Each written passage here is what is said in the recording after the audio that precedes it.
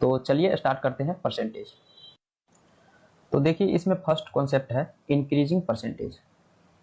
आपको किसी भी वस्तु का इंक्रीजिंग परसेंटेज निकालना हो तो उसको कैसे निकालेंगे? Increasing percentage. इंक्रीजिंग परसेंटेज इसका हो जाता है increased value divided by smaller value into 100। क्योंकि इंक्रीज जो है स्मॉलर के रिस्पेक्ट में ही निकाला जाता है, तो नीचे में डिवाइड करेंगे स्मॉलर वैल्यू से। जैसे इस पे एक एग्जांपल देखिए, मान लीजिए किसी भी वस्तु का मूल्य है 20 रुपीज पर केजी।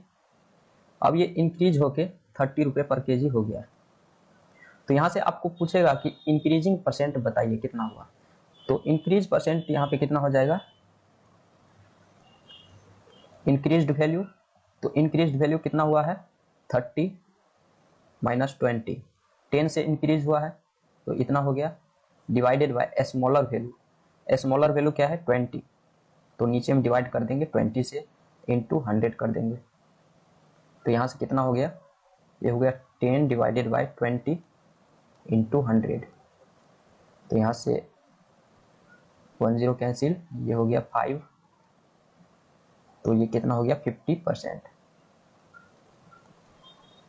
तो इंक्रीजिंग परसेंट कितना हो गया? 50%। अब देखिए नेक्स्ट कॉन्सेप्ट है डिक्रीजिंग परसेंटेज। तो उसको चलिए समझते हैं। देखिए डिक्रीजिंग परसेंटेज कैसे कैलकुलेट करते हैं?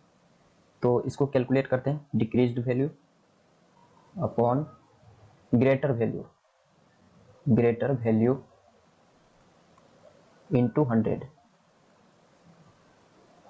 तो इसको चलिए एक एग्जांपल से समझते हैं। देखिए मान लीजिए किसी वस्तु का मूल्य है 80 रुपीज, ये जो है घट के हो गया 60 रुपीज। तो आपसे पूछेगा कि इसका डिक्रीजिंग परसेंटेज बताइए कितना से डिक्रीज हुआ है। तो डिक्रीजिंग परसेंटेज कितना हो जाएगा यहाँ पे? डिक्रीज परसेंटेज निकालने के लिए क्या करते हैं? Decreased value. तो डिक्रीज्ड वैल्यू कितना होगा? कितना से डिक्रीज हुआ है? 80 माइनस 60 कर देंगे। तो कितना हो गया? 20 और डिवाइडेड बाय ये ग्रेटर वैल्यू कितना है? 80। हमेशा आप याद रखेंगे कि इनिशियल वैल्यू जो होगा उसको हम लोग नीचे में डिवाइड करते हैं। जिसके रिस्पेक्ट में हमको निकालना रहता है उसको नीचे में डिवाइड करते हैं और इंटू कर दीजिए 100। तो यहाँ से कितना हो गया? ये हो गया 20 अपॉन में हो गया 80 इंटू 100। तो ये कितना हो गया? 4 से कट गया और ये हो गया 25। तो यहाँ से कितना आ गया? 25%। तो डिक्रीजिंग परसेंटेज इसका कितना हो गया? 25%। अब देखिए इसमें नेक्स्ट कॉन्सेप्ट है if x and y are two successive changes then overall percentage change कितना होगा। आपको किसी भी चीज का जो है टू सक्सेसिव चेंज मान लीजिए दे दिया कि पहले 20% इंक्रीज हुआ, फिर बाद में 10% इंक्रीज हुआ, या 20% डिक्रीज हुआ, बाद में 10% इंक्रीज हो गया। तो ओवरऑल चेंज बताइए परसेंटेज का। तो इस टाइप का अगर क्वेश्चन रहेगा तो उसको कैसे करते हैं? टू सक्सेसिव चेंज दिया हुआ रहेगा तो यहाँ पे ओवरऑल परसेंटेज निकालने के लिए एक फार्मूला है। यहाँ पे देखिए x plus y plus x y divided by 100। ये देखिए टू सक्सेसिव चेंजेस का फार्मूला है। ये कब वैलिड होगा? जब दो ही चेंज रहेगा तभी वैलिड रहेगा ये फार्मूला। अगर दो से ज्यादा चेंज रहेगा तो यहाँ पे ये फार्मूला वैलिड नहीं रहेगा। तो यहाँ पे इसको नोट करके लिखिए valid for two successive change only. दो सक्सेसिव चेंज रहेगा तभी ये वाला फार्मूला आपको लगाना है। अब देखिए इसमें x एंड y का वैल्यू पुट करते टाइम आपको कुछ ध्यान में रखना है। अगर इंक्रीजिंग परसेंट रहेगा, जैसे 20% इंक्रीज हो गया, फिर 20% इंक्रीज हो गया, तो वहां पे इंक्रीज जब होगा तो उस टाइम फॉर इंक्रीज के लिए प्लस यूज करेंगे, पॉजिटिव पुट करेंगे वैल्यू। और जब डिक्रीज होगा उसके लिए निगेटिव वैल्यू पुट करेंगे। हमें रखना है for increase positive value put करेंगे,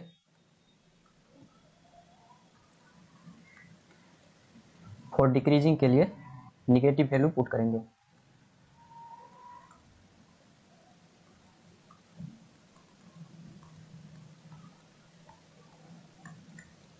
तो इसको भी आपको ध्यान में रखना है।